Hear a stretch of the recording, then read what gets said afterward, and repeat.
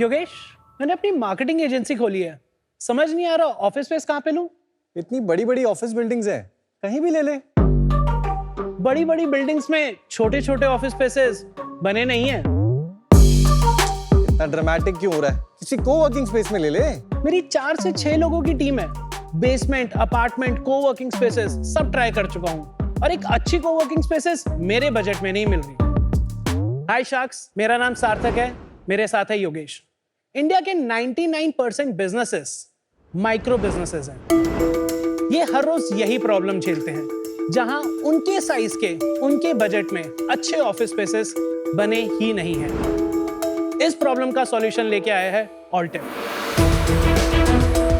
ऑल्टेफ coworking अपनी spaces में micro businesses को उनके बजट फ्रेंडली प्राइसेस में अपनी प्राइवेट जगह तो देता ही है, साथ में एक ऐसा एनवायरनमेंट प्रोवाइड करता है जो इंडिया की टॉप नॉच कंपनीज के मॉडर्न और प्रोफेशनल वर्क स्पेसेस से भी बेहतर है।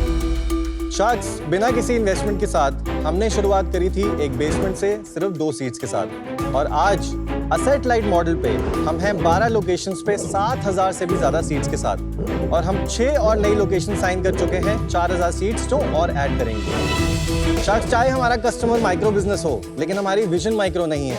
हमारी विजन है कि हम हर शहर में जाके माइक्रो बिजनेस को एक मैक्रो फील दिलवाएं, और इस विजन को पूरा करने के लिए हमारी आस्क है 1 crore for 0.75% equity। So sharks, चलें अब अगली मीटिंग ऑल्टेफ में करें। Great. So Sarthak, Yogesh, welcome to Shark Tank. Thank you. मैं तो कर चुका हूँ अपनी मीटिंग ऑल्टेफ में, आपको पता है।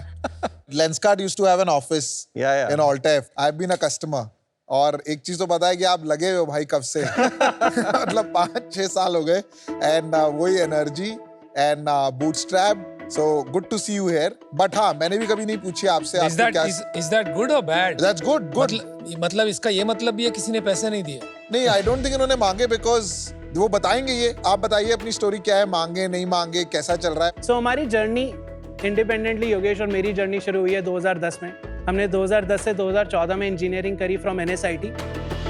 ड्यूरिंग कॉलेज ही हमें ये समझ में आ गया कि हमें कन्वेंशनल जॉब या फिर प्रोबेबली पोस्ट ग्रेजुएशन के साइड पे नहीं जाना था, तो हमने कॉलेज के बाद दोनों ने गुड़गांव में ही जॉब ली। अपनी जॉब के बाद पोस्ट ऑफिस सार्स हम अलग अलग प्रोजेक्ट्स पे काम करने लग गए, और सबसे पहली प्रॉब्लम ये आई सामने कि कहाँ करें, ऑफिस के बाद कहाँ पे देखें। तो कोवर्किंग स्पेस में हमें जगह लेनी पड़ी और फिर काम करना शुरू करा अपने दूसरे प्रोजेक्ट्स पे। दूसरे प्रोजेक्ट्स तो नहीं इतने टर्न आउट हो रहे थे, लेकिन हम काफी इंट्रीग हो गए कोवर्किंग स्पेस से, क्योंकि एक्चुअल में वो हमारे जैसे बिजनेसेस की प्रॉब्लम सॉल्व कर रहा था। और फिर हमने अपना दिमाग लगाया कोवर्किंग स्पेसेस में, और हमने कैफेज के थ्रू ट्राई करा कैफेज को दिन के टाइम पे कोवर्किंग में शिफ्ट करने का। उस टाइम पे समझ में आया कि कैफेज में बहुत सारे इंफ्रास्ट्रक्चर इश्यूज हैं। तो योगेश एकदम रैंडम एक गेस्ट हाउस में पहुंचा बाय चांस।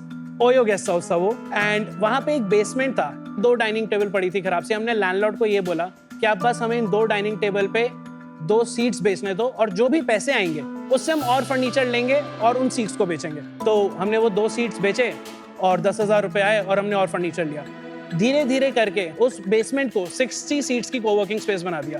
3 लाख रुपए रेंट जनरेट होने लग गया, जो इक्विवेलेंट था जो पूरा गेस्ट हाउस उनका जनरेट करता था। Very nice.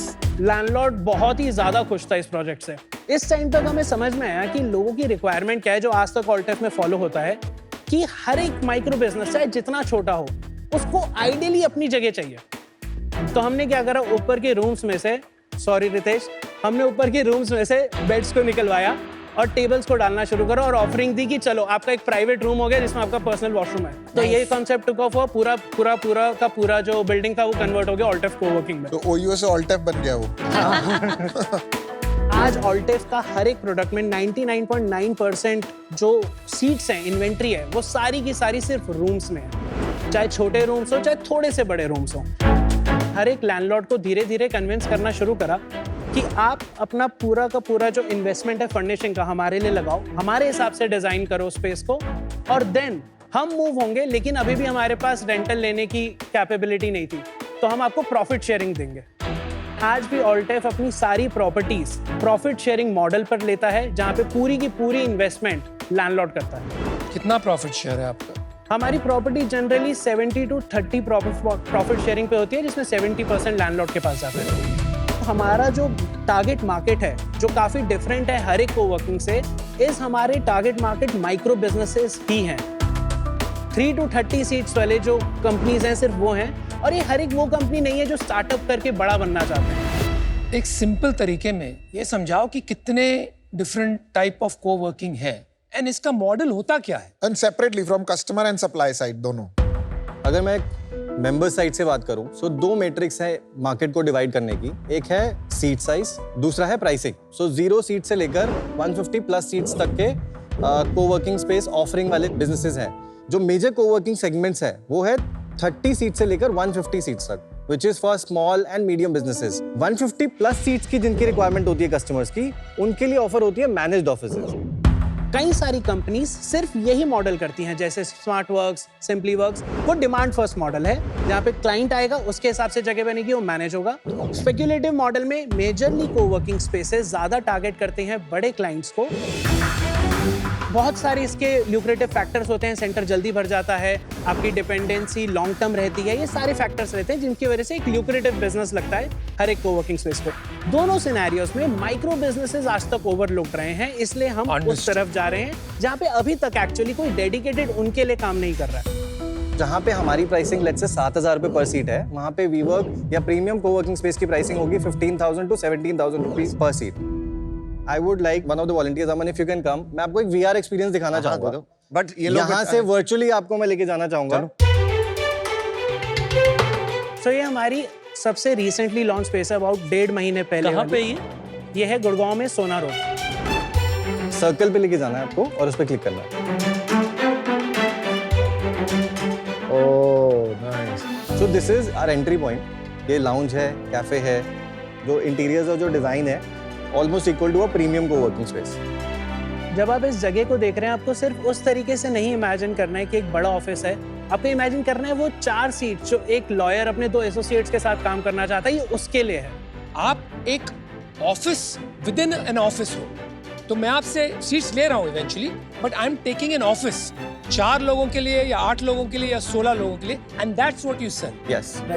किसी को 6 सीट लेनी है और आपका ऑफिस 8 सीट का है, तो मुझे 8 सीट के पैसे देने पड़ेंगे, 6 के नहीं दे सकता। बट हम जो ये इन्वेंट्री है ना, अपने डेटा से के हिसाब से बनाते हैं, तो हमारे पास जो डिमांड आ रही है उससे पता चल जाता है। एंड दिस हेल्प्स अस कि हम 90% से भी ज्यादा ऑक्यूपेंसी पे लेके जा सकते हैं सेंटर को एट ऑल टाइम्स। और कॉमन स्पेसेस सारे कॉमन होते हैं, जैसे कैफेटेरिया है, बाथरूम्स है, तो वो सब शेयर्ड होते हैं, तो उससे एक वैल्यू आ जाता है, इकोनॉमिक्स बन जाती है फॉर द रेंटर ऑल्सो। यस।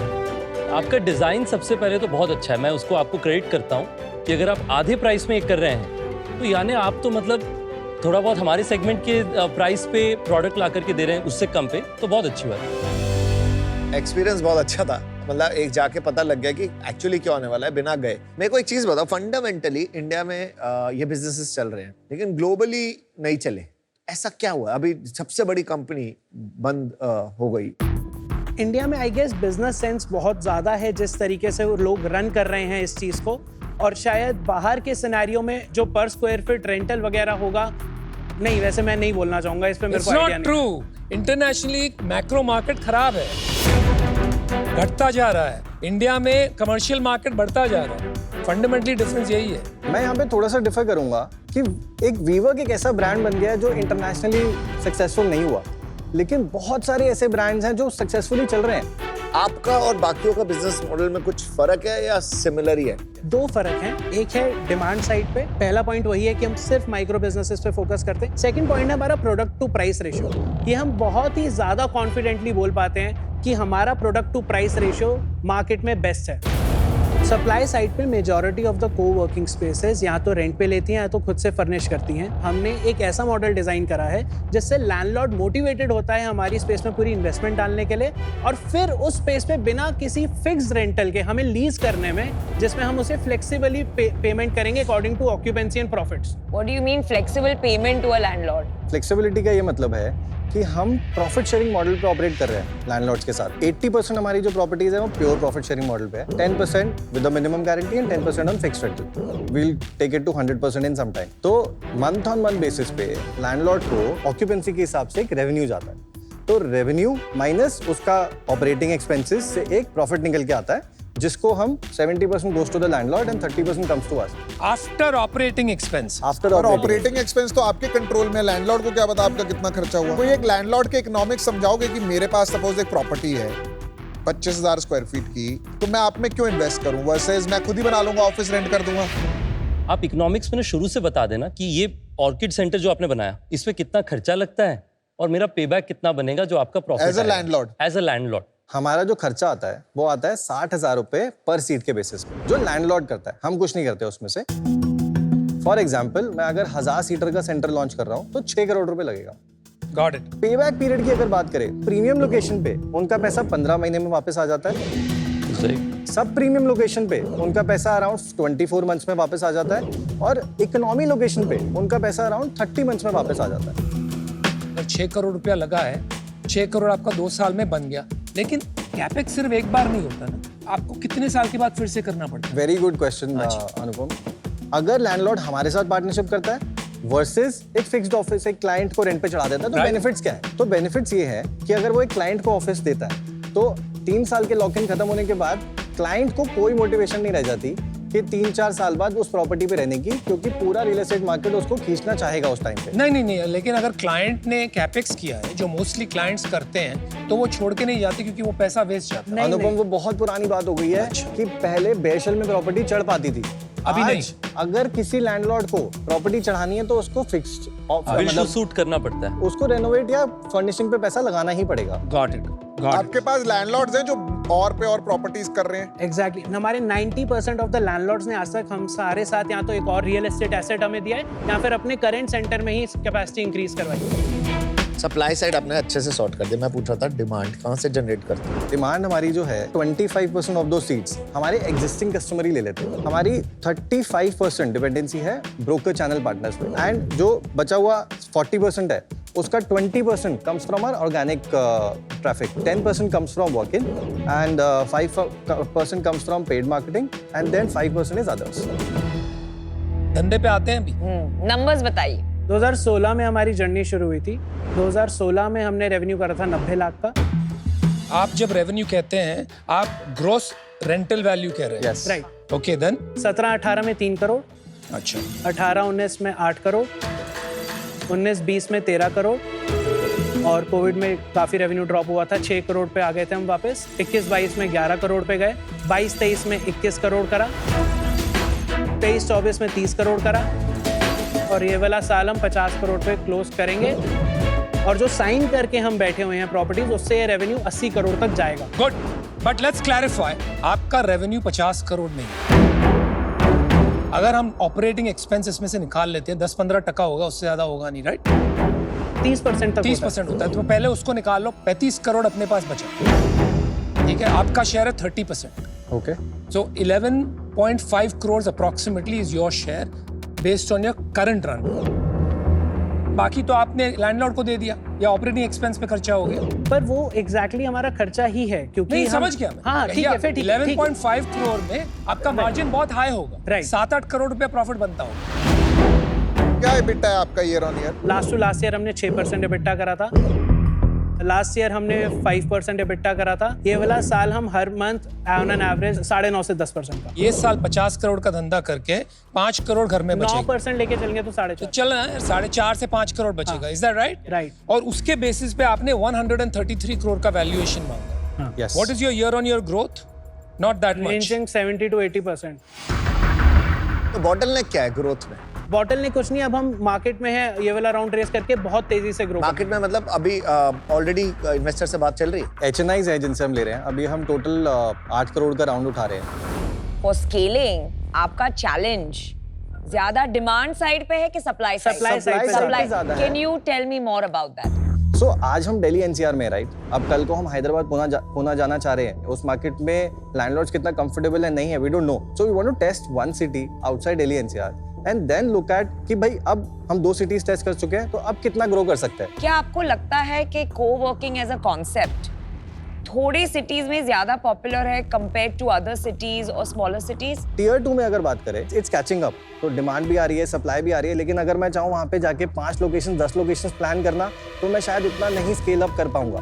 तो इसलिए Hyderabad Pune is like tier 1.5 market, जहाँ पे supply is also there and demand is ठीक ठाक there, so we can be there and create a monopoly. पर आपने सब टियर 1.5 मार्केट्स अगर कैप कर दिए, लेट्स से आफ्टर 2 years, तो डू यू थिंक 2 years के बाद उसके नेक्स्ट लेवल के cities will be ready for coworking as a concept? Definitely ready होंगे, क्योंकि हर एक बिजनेस 100 में से 99 बिजनेसेस वही हैं जो एक लॉयर अपने 2 एसोसिएट्स के साथ चलाता है या कोई मार्केटिंग एजेंसी रन कर रही होती है। ये जो सारे माइक्रो बिजनेसेस हैं आज भी एग्जिस्ट कर ही रहे हैं, आज बस वो किसी एडजस्टेड ऑफिस में काम कर रहे हैं। तो विद टाइम ये मार्केट ऑलरेडी एग्जिस्ट करती है, जस्ट किसी और सेटअप में। आई लाइक यू गाइस, आपकी केमिस्ट्री भी अच्छी है, एक साथ काम कर रहे हो इतने साल से। जनरली फाउंडर्स, कंपनीज फेल होती है when founders fall out.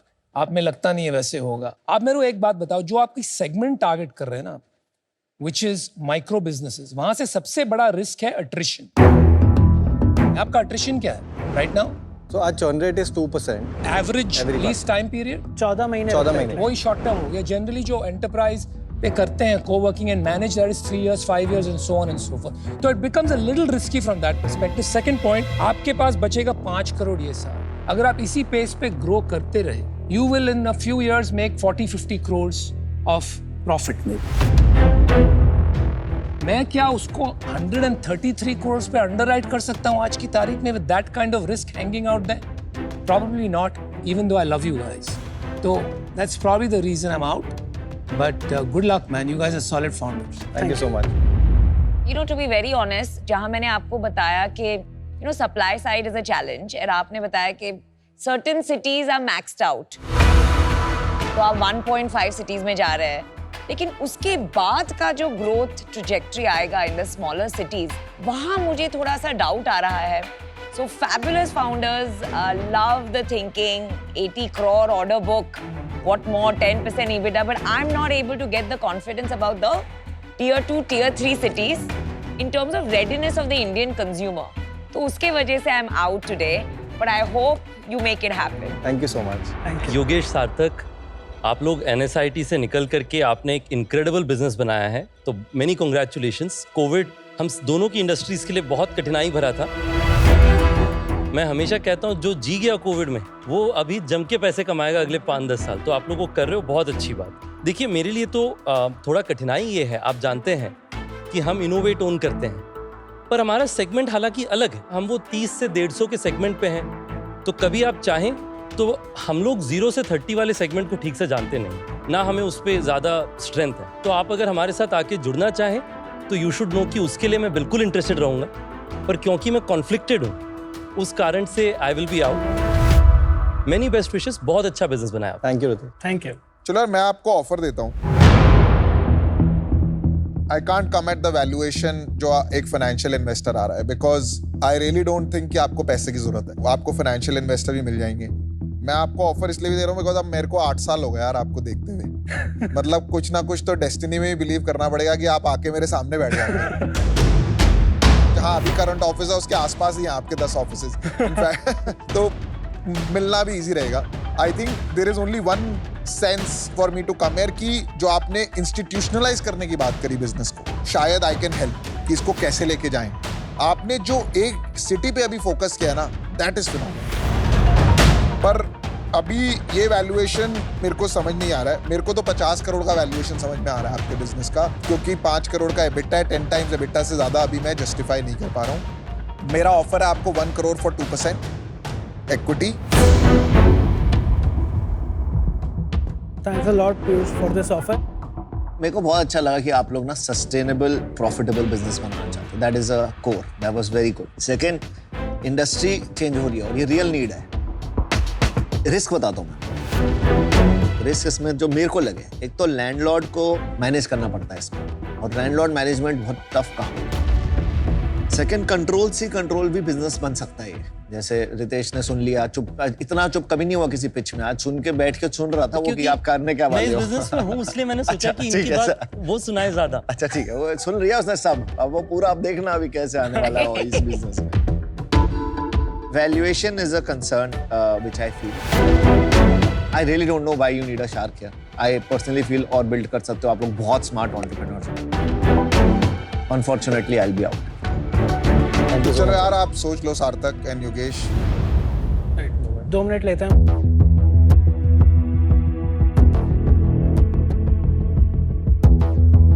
Piyush, isn't it unfair to the current investors? No, मतलब 133 crore valuation को 50 crore कर दिया. टैंक पे तो इतने बिजनेसेस में हम लोगों ने सबने लोअर वैल्यू थोड़ा marginally come than the prior valuation. ये तो तुमने depends on how मतलब you 50% value कर your दिया time, यार. right? This is Shark 1/3. Tank. There's no fairness. here. This is इसमें क्या है capitalism. यार मैं but मतलब मैं I कह don't रहा know. हूँ you have to understand the time it नहीं is नमिता आप भी required देते हो को कभी-कभी समझना। शार्क की इतना ऑफर, ये नहीं भी शार्क यार, की ऑफर है। इतना नहीं 133 को 50. Valuation the Shark investor determines, yeah, not some other investor.